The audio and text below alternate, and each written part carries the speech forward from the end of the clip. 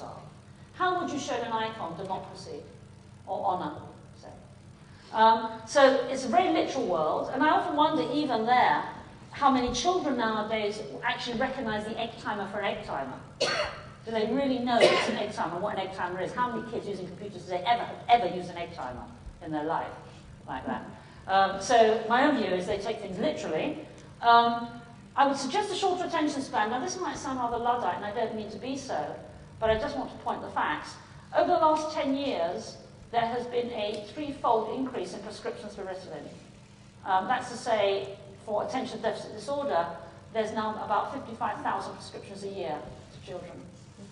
That's risen, it's trebled over the last 10 years. Is it suddenly there's some terrible virus that's ascended over the last 10 years? Probably unlikely. Or is it that Sunit's recognised more, possibly?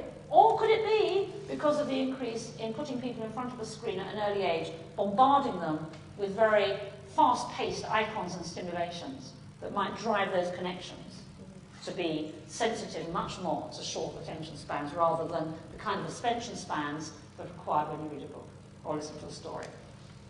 No conceptual framework, I'd like to suggest, and this issue of process over content. So let me explain those last two things. Everyone in this room was brought up reading books. And when you read a book, the author takes you by the hand and they take you on a journey. Now, it might not be a journey you like or that you agree with, but nonetheless, it's a narrative. There's a series of steps that are vaguely, one hopes, connected in some kind of quasi-logical sequence, starting when you go to the end. You then go on another journey, and another journey. And each journey you make, because your brain, is evaluated in terms of what has happened before. So gradually you evaluate each journey, each book, in terms of the framework that becomes ever more complex the more books you read. And my own view is this is what education used to be. It used to be, as I was going to say, mine was, where you start to develop concepts and ideas through reading many different books and comparing and contrasting, so that as you read more, so you put it into an ever more complex context in terms of how you understand how things are significant to you. You are acquiring checks and balances and tests for everything you read that are married and worked up against, benchmarked against what you've read already. Now imagine that you never had that you're parked in front of a screen saying yuck and wow and yuck and wow.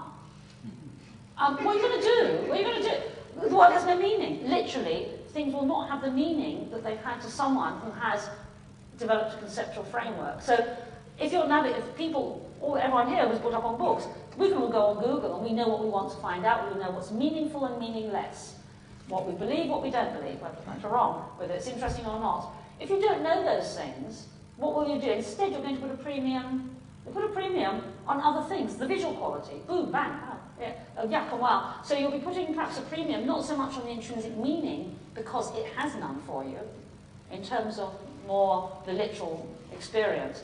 And could it be, and this is why I'm interested in process over content, could it be that what you're doing now is getting your enjoyment and your from the experience of doing this, the process, rather than on the content, rather than on the meaning? If you think about it, if you play a computer game to rescue the princess, do you really care about the princess? No. You care about the process and the excitement. You might as well be slaying a dragon as rescuing a princess. When you read a book, it's a good book, you care very much about the princess. Yeah? So that's the difference. It's process over meaning and content. So our children, therefore, are looking at this cyber world, and I did a speech in the House of Lords about 2 years ago on this. We did a debate on it for those who are really interested. It was about May, almost 2 years ago, May 06, if you want to look it up. We're exploring this, and it was a fascinating debate. And I don't want to sound like a Luddite, I just want to get us to think about these things, because computers are here, the cyber world's here. How do we harness it? Because imagine you were looking at this 6 hours a day.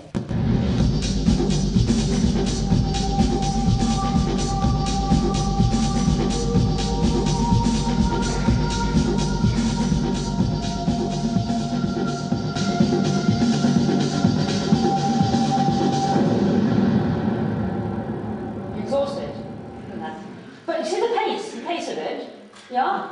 And driving those synapses at that pace, yeah? And also the very interesting melange of the real world with a kind of quasi-sci-fi world. It's slightly science fiction-y, but not so science fiction as to be so removed. So it's slightly like reality, but not exactly reality. Yeah?